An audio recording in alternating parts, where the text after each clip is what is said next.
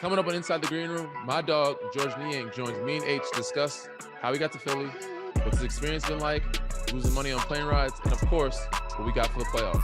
Let's get into it.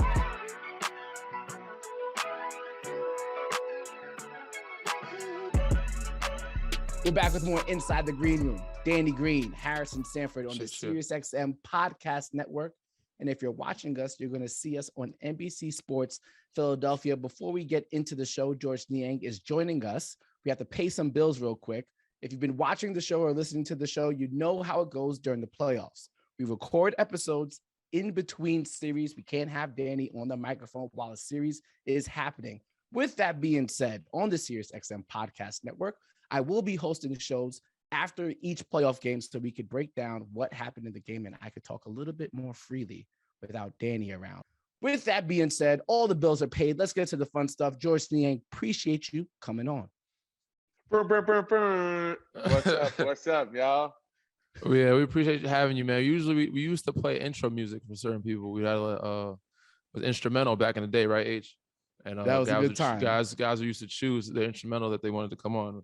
I'm glad you had your own sound effects with your entrance, my man. Appreciate you joining us. George, man, I know you've done a bunch of podcasts. You've talked about yourself quite a bit. You've got these questions multiple times. Give us a little background to how, your journey of how you got to where you are today.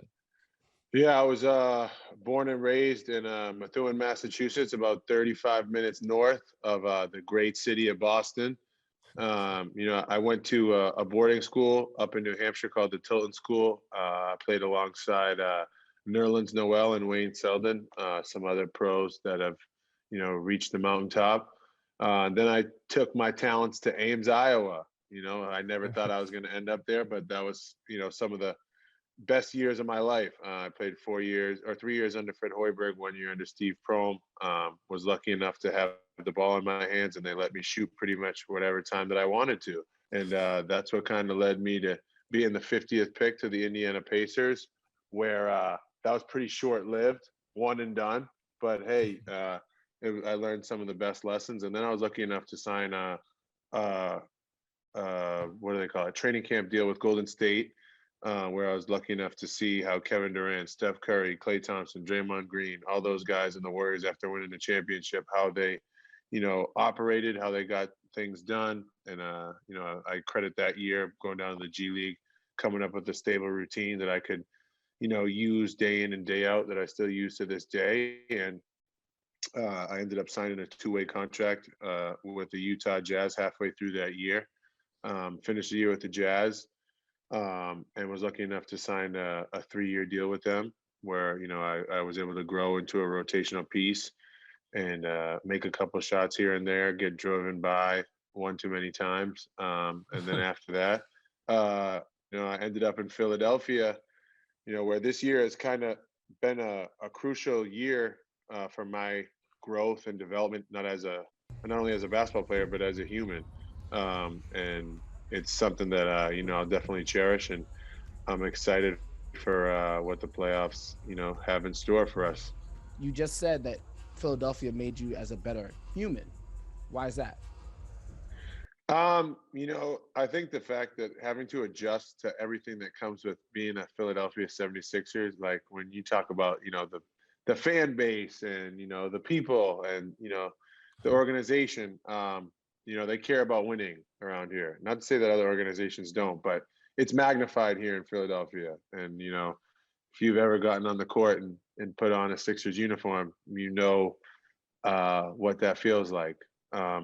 But with that being said, I think it's made me a better person just with the simple fact that, like, I can only control what I can control. And that's something that not only I can take in my professional life, but bring to my, everyday life. And I can only control my attitude, my effort, and how I treat other people. Anything else, you can leave that up to God or whatever creator you believe in. Because some people are going to love you. Some people are going to hate you. But at the end of the day, you can only do what you do best and do it to the best of your abilities. So that's probably what I meant by that. For sure. What made you, during free agency, what was the turning point, or what made you choose Philly over other places? I'm sure, as I said, being a solid role player in Utah and be able to knock down shots from three, and how crafty are they? Call you Swiss Army knife, some people call you. What made you My come to guy. Philly? What made you come to Philly? Well, Danny, when they said you were coming back, I was like, done deal. No, I gotta get with my guy DG. No, but you know how free agency is. I mean, you've done it a bunch of times, and I'm kind of like raw to like or ripe, whatever they would say, to the the NBA game when it comes to free agency. So obviously, I had a solid year in Utah. I'm thinking like, oh, I'm gonna get the bag. You know what I mean? Like, I'm gonna have a lot of options to choose from. But the thing is playoff time is, what I realized, playoff time is the time where, you make your money. You play well, teams want you, recency bias. Like, I don't care what he did during the regular season. What is he doing in the playoffs? I had a solid series in Memphis, and I didn't play that well in the Clippers series, which was like a devastating loss when I was in Utah. And to be honest with you, the phone was ringing, but it wasn't ringing with like, like as much as you expected it to ring. Yeah, exactly. And it started off slow, and obviously you got to get the big names out of the way first, and then Philly wasn't even in like the mix. I feel like to start, and then I got a call from my agent that said Doc wants to speak with you, and basically it's just breaking it down of like, hey, I want you here. This is how I'm going to use you. This, that, and the other, and no other head coach or even, front office person had called me except for the Sixers. And I knew, obviously I don't want to bring up last year because I'm sure you don't want to have to relive that. But, when we got knocked out, I was like, oh, the Sixers are going to walk into this. Like with the amount of times we played you guys twice and, played you here. And I was like, dang, they're a solid group.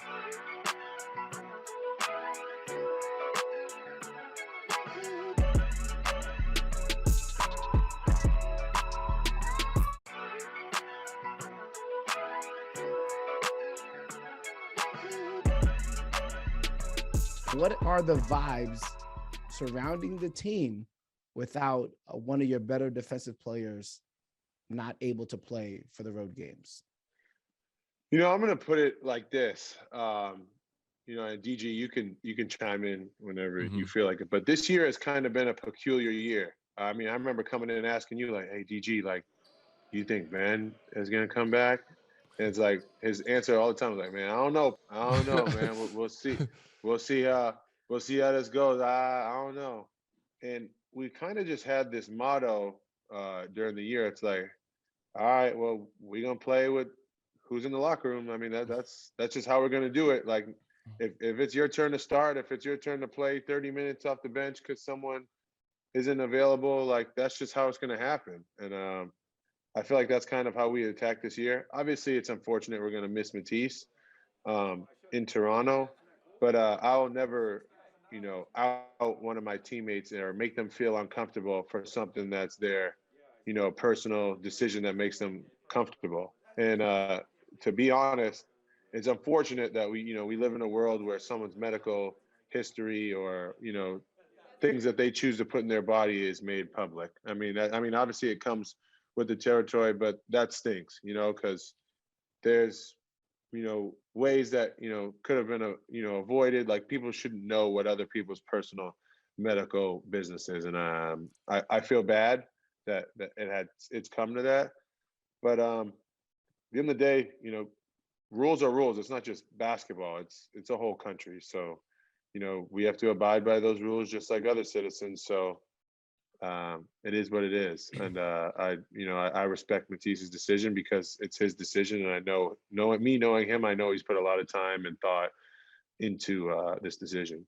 Because I gave him heads up, like maybe a couple months ago, maybe 2 months ago, a month ago, Matisse playoffs is coming up, man. If we play Toronto, we're going to need you. And I think in his mind was like, it's like a 20% chance that happens type of thing. So yeah, Toronto was like in the 9th spot or something. Yeah, it was like, he was like, it's a 20% chance that happens. Given the fact that he didn't predict that would happen, I think if he knew ahead of time and he had more time, maybe his decision might have been different. You'd have to ask him, don't quote me on that. But I think the fact that he thought it was a very slim chance and it just so happened to turn out or pan out that way that we played them in the first round. Now he's like, damn, maybe he thought like, maybe I wish I would have or could have.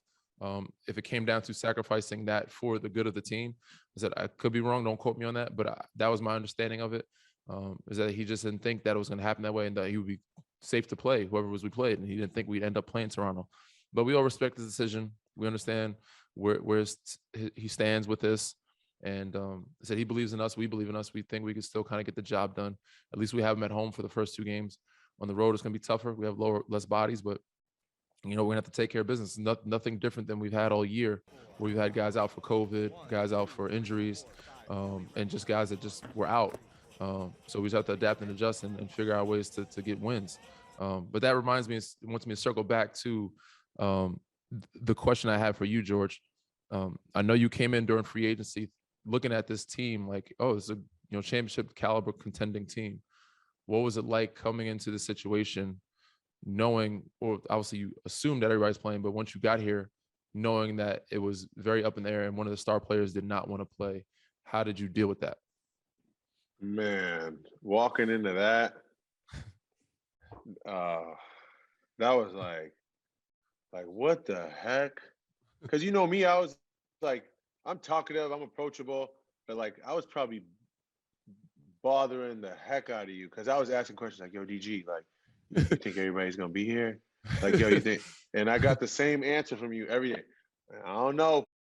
I don't know, man.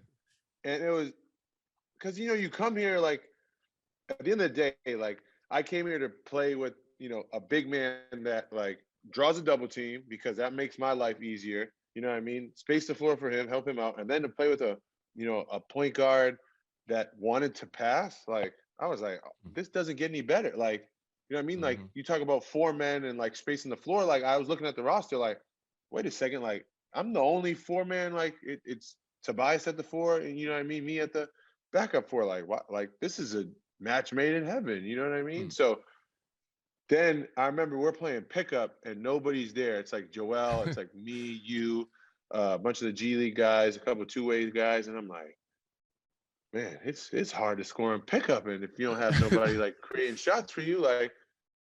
And then I was thinking to myself, like how are we gonna be this year? Like, Seth was busy during the summer, so he wasn't there, and like Ferk wasn't there, and I think Tyrese was coming along. He looked solid, but you just didn't know what the pieces were like. So the first couple of weeks before training camp, I'm like, man, I don't know how this is gonna go. And then we get into training camp, and the second unit was better than the first unit, like for sometimes. And I'm like, what in the world is happening? Like, are we about to be above 500? Like, what's going on?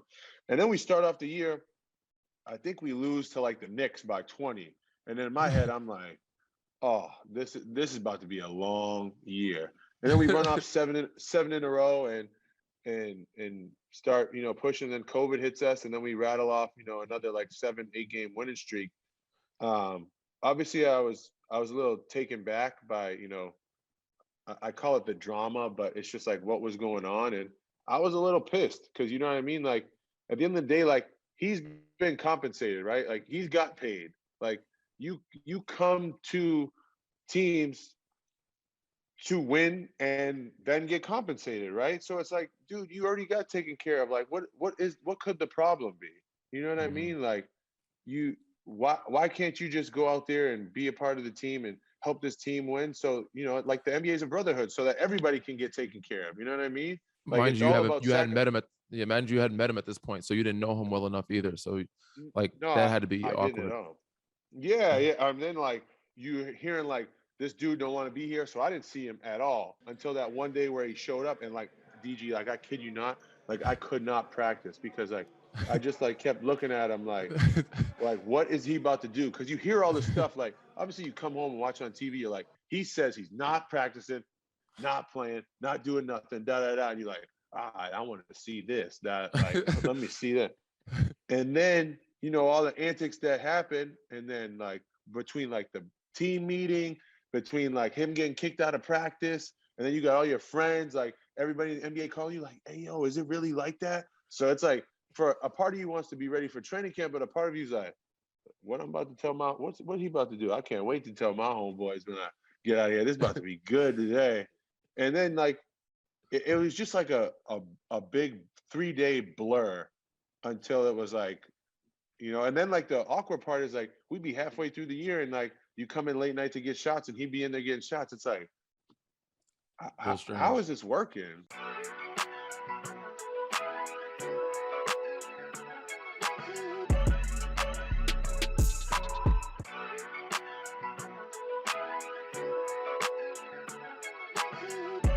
We were attempting to have a live show in Philadelphia, the last game of the season, but the NBA wasn't friends with us. They scheduled the game way too late to do a live show. When George was in LA, I had informally asked him if he would join us. So happy you're here with us now. Speaking of live shows, we did one in Toronto. Mm-hmm. I'm sure, George, you probably seen that on Danny's Instagram. George, I did. And please tell me, please tell me that Danny was a little bit swaggerific, braggadocious, whatever type of adjective you like to use, when he came into the locker room with the ring this past week. Did he show off? Please. If we would have won, maybe, but we lost, so it was harder to go in the locker room with the swaggerific, braggadocious words that you used. But I mean, it was good to be there. It was good to show it off. Joel liked it. Joel, he loved it. He looked at it. A couple guys got a chance to check it out. And I think it was good to have that in there, give a little extra motivation of what, what the goal is. You know what I'm saying? But George, go ahead, give your take on it before I didn't mean to interrupt, but give your take. It's cool because, Danny's had a pretty decorated career, right? He's been to San Antonio. He's been in Cleveland and San Antonio, Toronto, the Lakers, and now here. And, when you win a championship, it's a small fraternity, right? I don't know. I'm not a part of it, but Danny's been a part of 3 different teams.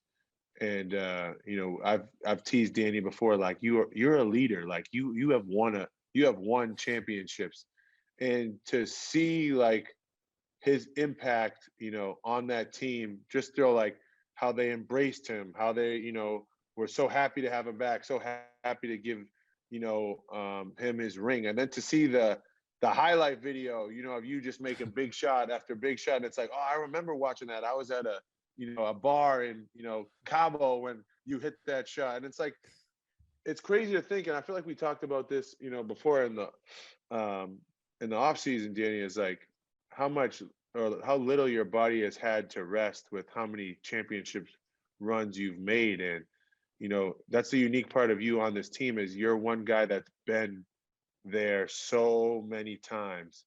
And I think it's so cool that we got to see another, you don't really get to see it often, but we got to see another city embrace you, praise you, even though it was 5 years after or however long it was. I thought that was really cool because, there's a lot of things that you've done in your career that, people may not remember because there's a lot of recency bias, COVID, but it made me like go back to like, basketball reference. I'm like, damn, like what was Danny averaging back, and he was doing this, like this dude was really killing, you know what I mean? And like, I think it's so cool that we got to see a small piece of that in Toronto. And the fact that, you got to have a ring, but that outfit that you wore, you can't get away with wearing that. I don't care how many rings you got. They didn't like the jacket. Everybody just called me Mike MJ, the Michael Jackson jacket. It's a special jacket for a night. It's a special jacket for a special night.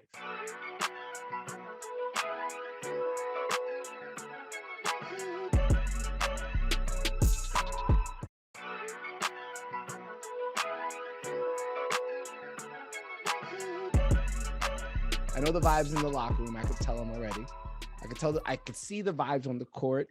But the one thing that the fans cannot see are the vibes on the plane. Mm-hmm. Now, I know the rule, snitches get stitches. So, I haven't really said too much about it. However, Mr. Tobias Harris has opened the floodgates, so now I might as well talk about it as much as I can lead into it. He said that Mr. Tyrese Maxey is very bold on the plane when it comes to friendly wagers. Now that we're here, now that it's open, Tobias opened the door, guys. You're not the first ones to talk about it. Mm-hmm. What can you tell us about Tyrese Maxey? Well, I quit, so I gave up. Those guys ran me off the table. They ran me off the table. It was a bad flight. And the rule is you have to stay. No matter how bad the flight is going, you have to keep playing until we land. So I couldn't quit halfway through. So It was bad. Tyrese was winning quite a bit. Tyrese wins quite a bit. He is kind of bold, but he also he wins quite a bit. I don't know where he's at right now, but he is a risk taker. He understands the game pretty well. George is actually a genius on the card table. He's a card shark. Him, James, and Joel. It's the worst when you lose money to James and Joel because they make the most money on the team. It's like, yeah, they should be donating to us. Like, what is this? Nuts. Like, I'm hanging out with you. You know how people in like fraternities and sororities, you pay to be a part of it? Like, they should be paying us to be a part of the card game. It's nuts. I hate losing. You should get paid to be a part of the card fraternity. Yeah. Tobias is still working his way up, but said George is a card shark. James and Joel know the game very well. I don't mind losing money to Tyrese and George. I do mind losing money to the big three guys, the max guys, because it makes no damn sense. If you're losing, it ain't so friendly. Like there was one time Tyrese won a big pot and my money was in there, and he took the money and put it up to us, and it was like, "Hello, hello." Oh, I was like, man, what the heck? He was pissed. It's not fun when you're losing.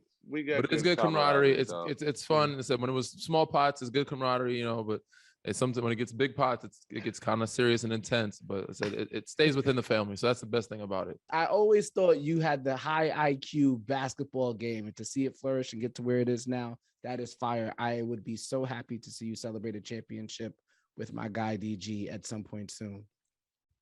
Absolutely. We appreciate you, brother. Thank you guys for having me on the green room. I appreciate y'all, man. It's been awesome.